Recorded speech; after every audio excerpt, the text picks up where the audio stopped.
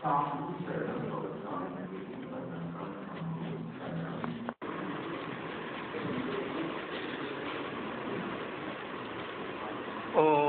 शांति।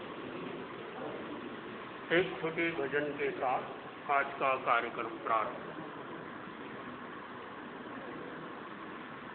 असली आजादी पाए, असली आजादी पाए, मिली हमें तो यह आजादी, आगे कदम बढ़ाए, असली आजादी पाए, असली आजादी पाए।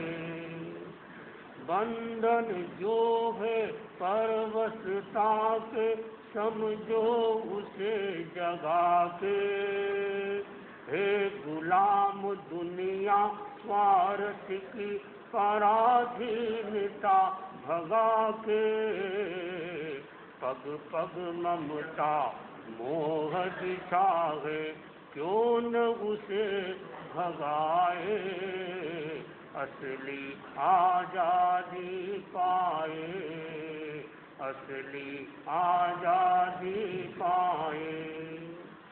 यह 15 अगस्त का पावन अवसर हो भारत का उच्च स्वर, यह 15 अगस्त का पावन अवसर हो भारत का उच्च स्वर, तोड़े अमित आर पर, तोड़े अमित भार मल के, पाके मुखर स्वर, तुलसी सब अभय निरामय, अभिनव दीप जलाए, असली आजादी पाए, असली आजादी पाए। श्रद्धा से नमन करे हम, तेरा अनुसरण करे हम, पल पल में स्मरण करे हम, महावीर स्वामी, महावीर स्वामी। ओंकार बिंदु संयुक्तम नित्यं ध्यायन्ति योगिनः, कामदं मोक्षदं चैव, ओंकाराय नमो नमः, ओंकाराय नमो नमः। परम आराध्य के पावन चरणों में वंदन। अत्र विराजित शासन श्री मुनि श्री सुरेश कुमार जी स्वामी हरनावा, उनके परम सहयोगी संत मुनि श्री संबोध कुमार जी स्वामी मेधांत, आज के इस आजादी के दिन उपस्थित समस्त भाइयों और बहनों, आज हिंदुस्तान की आजादी का दिन है और अभी आचार्य तुलसी ने इस गीत में एक बात कही, असली आजादी अपनाए। व्यक्ति असली आजादी कब पाएगा? जिस दिन व्यक्ति अपनी मन की गुलामी से मुक्त होगा, जिस दिन अपनी इंद्रियों की दासता से मुक्त होगा। हम ऐसे तो आजाद हो गए हैं, किंतु अभी तक हम अपने मन की गुलामी से मुक्त नहीं हुए, अपनी इंद्रियों की गुलामी से मुक्त नहीं हुए। जिस दिन व्यक्ति अपनी मन की गुलामी से मुक्त होगा, अपने विचारों की आदतों से मुक्त होगा, लाचार संगीता से मुक्त होगा, उस दिन व्यक्ति सही अर्थ में आजाद होगा। और ये भारत एक ऐसा देश है जिस देश में 3 तरह की संपदा है। ग्रंथ संपदा है, पंच संपदा है और संत संपदा है। ग्रंथ संपदा है, भारत में जितने अच्छे अच्छे ग्रंथ हैं, सभी धर्मों के अपने अपने ग्रंथ होते हैं, सभी धर्मों के अपने पंथ होते हैं और सभी धर्मों के अपने मंत्र होते हैं। तो भारत में ग्रंथ की संपदा है, भारत में पंथ की संपदा है। जितने संप्रदाय भारत में है किसी देश में नहीं मिलेंगे। और संत की संपदा है, जितने संत हिंदुस्तान में मिलेंगे आपको किसी देश में नहीं मिलेंगे। तो भारत की संस्कृति सूर्योदय की संस्कृति है और पश्चिम की संस्कृति सूर्यास्त की संस्कृति है। कोई आपसे पूछ ले सूरज कहाँ उगता है, तो सूरज पूरब में उगता है। अस्त कहाँ होता है, पश्चिम में अस्त होता है। तो भारत की संस्कृति गाय, गंगा और गीता की संस्कृति है। और भारत में 3 अक्षर है। एक छोटी कविता में ये बताया है कि भारत कैसे नाम पड़ा। दुनिया वाले पूछे मुझसे भारत कैसे नाम पड़ा, मैं बोलूं दुनिया वालों को भारत ऐसे नाम पड़ा।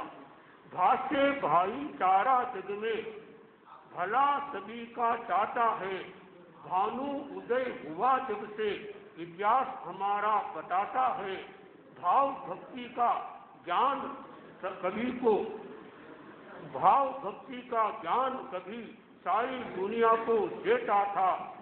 ज्ञाता भाषा और विज्ञान का ज्ञाता कभी न कुछ भी लेता था। इसलिए भारत में पहला अक्षर क्या हुआ, बोलो, ध्यान किधर है? पहला अक्षर भा हुआ। दूसरा अक्षर क्या हुआ, र हुआ। र से रक्षक मानवता का, रण की कभी न अभिलाषा, रणनीति में है निपुण पर नहीं खून का है प्यासा। रवि और ऋतु परिवर्तन इसी देश में होता है, इसलिए भारत का दूसरा अक्षर र हुआ।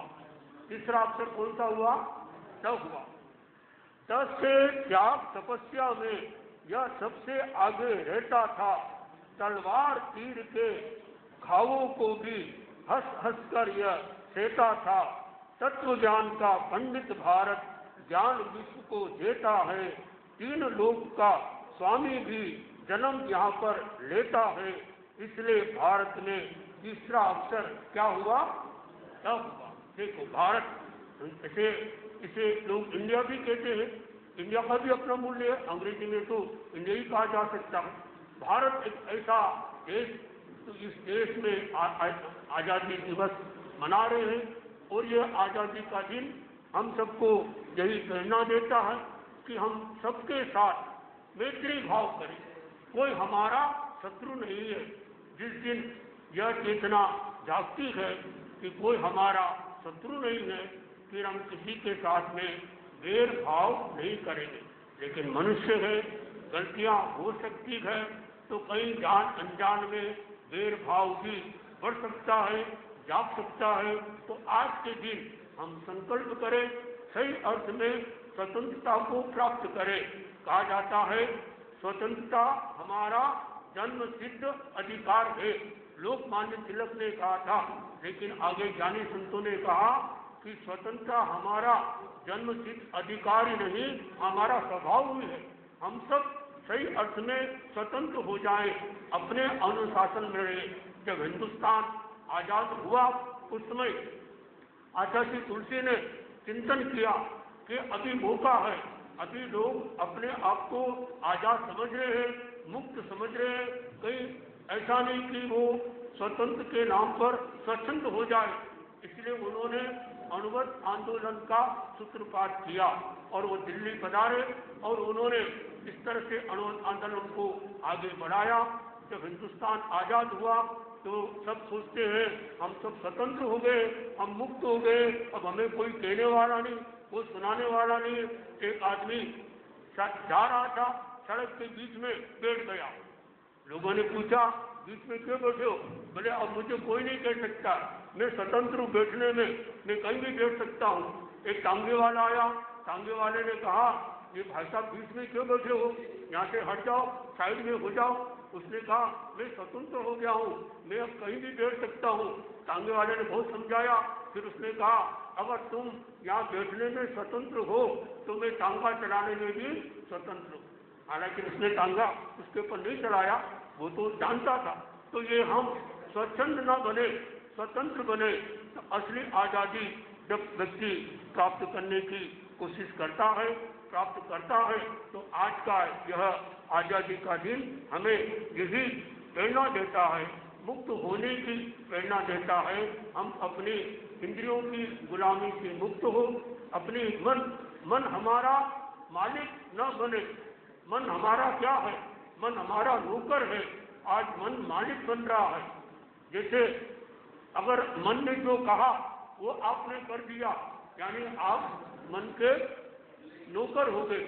हम मन के चाकर न बने, ठाकर बने, हम मन के ठाकर बने।